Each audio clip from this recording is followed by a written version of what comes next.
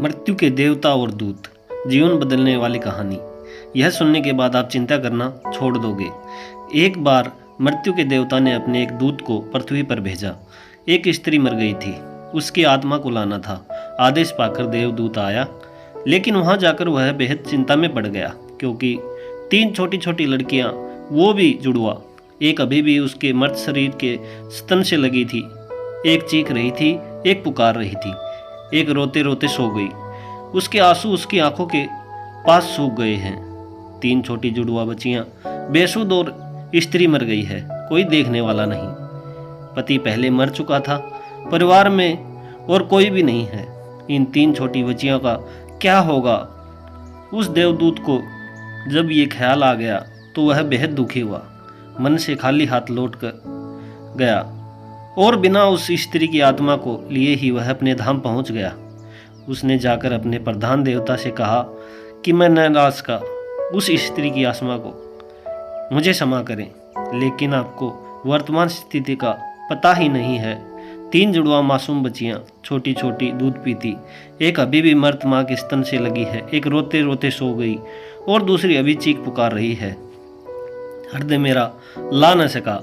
क्या यह नहीं हो सकता कि इस स्त्री को कुछ दिन और जीवन दान दे दिया जाए? कम से कम ये बेसहारा लड़कियां थोड़ी बड़ी हो जाएं, क्योंकि इस दुनिया में अब उन्हें कोई देखने वाला नहीं है। मृत्यु के देवता ने उसकी बातों को ध्यान से सुनकर गुस्से में कहा, अच्छा, तू बड़ा समझदार हो गया है। उस व्यक्ति से भी ज़्यादा जिसकी मर्जी से मौत होती है, जिसकी मर्जी से जीवन होता है, जो पूरी दुनिया का मालिक है। तो तूने अपने जीवन में आज पहला पाप कर दिया और इसकी तुझे सज़ा मिलेगी। और सज़ा यह है कि तुझे पृथ्वी पर वापस चले जाना पड़ेगा। और जब तू 3 बार अपनी मूर्खता पर न हंस ले, तब तक वापस न आ सकेगा। वह देवदूत राजी हो गया दंड भोगने के लिए, लेकिन फिर भी उसे लगा कि सही तो मैं ही हूँ, और तब तक अपनी मूर्खता पर हंसने का मौका कैसे आएगा? उसे लगा कि ये शायद असंभव है। उस देवदूत को वापस पृथ्वी पर फेंक दिया गया, वहीं पास में ही जहाँ देवदूत बेसुध पड़ा हुआ था। एक मोची सर्दी के दिन करीब आने के कारण कुछ रुपए लेकर अपने बच्चों के लिए गर्म कपड़े और कंबल खरीदने शहर जा रहा था। उसने राह के किनारे एक नंगे आदमी को ही पड़े हुए ठंड में ठिठुरते देखा। यह नंगा आदमी वही देवदूत है जो पृथ्वी पर फेंक दिया गया। उस मोची को देवदूत की हालत देखकर दया आ गई और उसने कुछ सोच विचार कर बजाय अपने बच्चों के लिए कपड़े खरीदने के उस देवदूत के लिए कंबल और कपड़े खरीद लिए। देवदूत के पास न खाने के लिए कुछ था और न ही रहने का कोई ठिकाना। उस पर तरस खाकर मोची ने कहा कि तुम मेरे साथ मेरे घर चलो, और अगर तुम्हें देखकर मेरी पत्नी नाराज भी हो जाए तो बुरा मत मानना, क्योंकि बच्चों और परिवार के कपड़े खरीदने के लिए पैसे मैंने तुम पर खर्च कर दिए। इसे जानकर पत्नी जरूर नाराज होगी, लेकिन फिर सब कुछ दिनों में ठीक हो जाएगा। उस देवदूत को अपने साथ लेकर मोची घर लौटा, लेकिन न तो मोची को देवदूत की सच्चाई का पता था और न ही उसकी पत्नी को। जैसे ही देवदूत को लेकर मोची घर में घुसा, उसकी पत्नी एकदम पागल हो गई, बहुत नाराज हुई, बहुत चीखी चिल्लाई। मोची के घर माहौल को देखकर देवदूत पहली बार हंसा। उसे हंसता देख अचरज में मोची कहा, हंसते क्यों हो भाई, बात क्या है? देवदूत ने गंभीरता से कहा, मैं जब 3 बार हंस लूँगा तब सब बता दूंगा, लेकिन फिलहाल मुझसे कुछ मत पूछो। दरअसल देवदूत पहली बार इसलिए हंसा क्योंकि उसने देखा कि इस मोची की पत्नी को पता ही नहीं कि मोची एक देवदूत को अपने घर लाया है, जिसके आते ही घर में हजारों खुशियां अपने आप आ जाएंगी और उनके सारे गम दूर हो जाएंगे। लेकिन आदमी देख ही कितनी दूर तक सकता है? पत्नी तो इतना ही देख पा रही थी कि उसने एक कंबल और बच्चों के कपड़े नहीं खरीदे। जो खो गया है वह देख पा रही है, जो मिला है उसका उसे अंदाजा ही नहीं है। घर में देवदूत आ गया, जिसके आते ही हजारों खुशियों के द्वार खुल जाएंगे, इसलिए देवदूत हंसा। उसे महसूस हुई अपनी मूर्खता, क्योंकि मोची की पत्नी अपने भविष्य को नहीं देख पा रही थी, जो उसके साथ होने वाला है बहुत जल्दी ही। क्योंकि वह देवदूत था, कुछ दिनों में ही उसने मोची के सब काम सीख लिए और फिर उस देवदूत के बनाए जूते इतने प्रसिद्ध हो गए कि मोची कुछ महीनों के भीतर ही धनवान हो गया। उसकी ख्याति सारे प्रदेश में पहुंच गई कि उस जैसा जूते बनाने वाला कोई भी नहीं है, क्योंकि वह जूते देवदूत बनाता था, जो बेहद खूबसूरत हुआ करते थे। सम्राट और राजाओं के जूते वहां बनने लगे। मोची के घर धन की बरसात होने लगी। एक दिन प्रदेश के सम्राट का एक आदमी मोची के घर आया और उसने उसे एक बेशकीमती चमड़े के टुकड़े को देते हुए कहा, यह चमड़ा बहुत कीमती है, आसानी से कहीं मिलता नहीं। सम्राट के लिए अच्छे जूते बना दो, लेकिन कोई भूल चूक नहीं करना।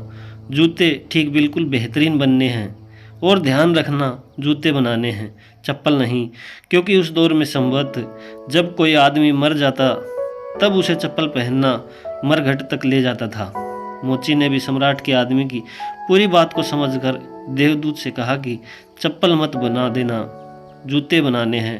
स्पष्ट आ गया है, और चमड़ा इतना ही है।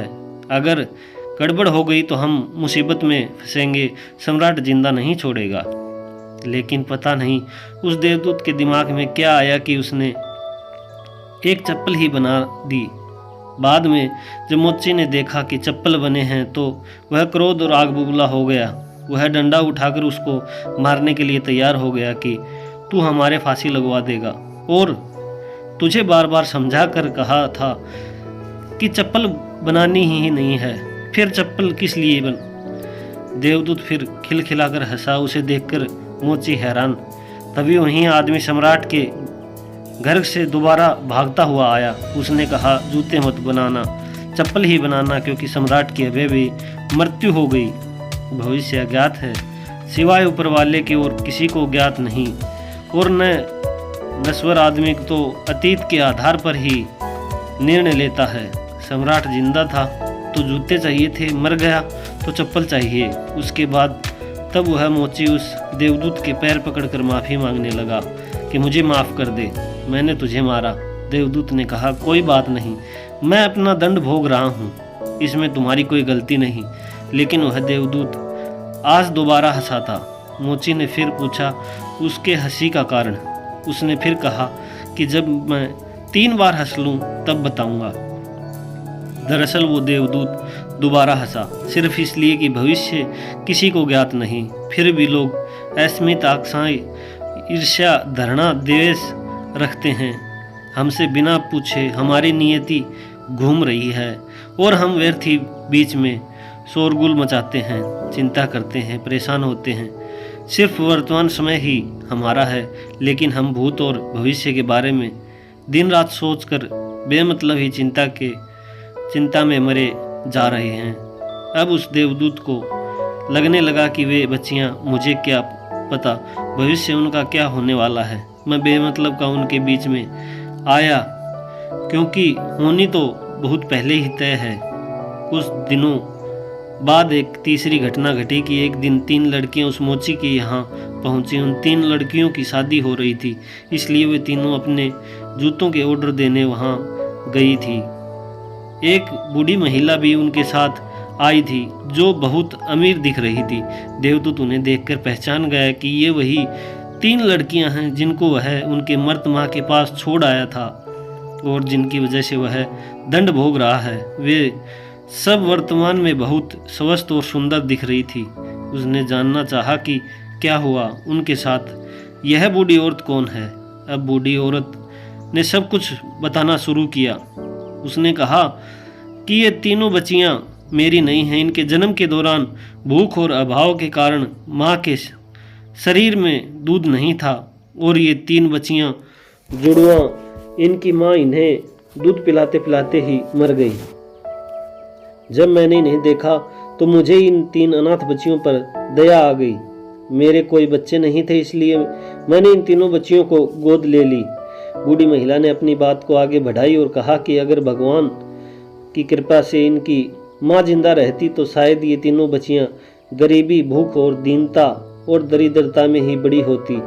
माँ दुर्भाग्यवश भले ही मर गई हो, फिर भी ये तीनों बच्चियां बहुत बड़े धन, वैभव व संपदा में पली और अब मेरे बाद सारी संपदा की ये ही तीन मालकिन हैं। फिलहाल इन तीनों का एक सम्राट से परिवार में विवाह हो रहा था। देवदूत फिर तीसरी बार हंसा और विस्तार से मोची को उसने पूरी घटना बताई।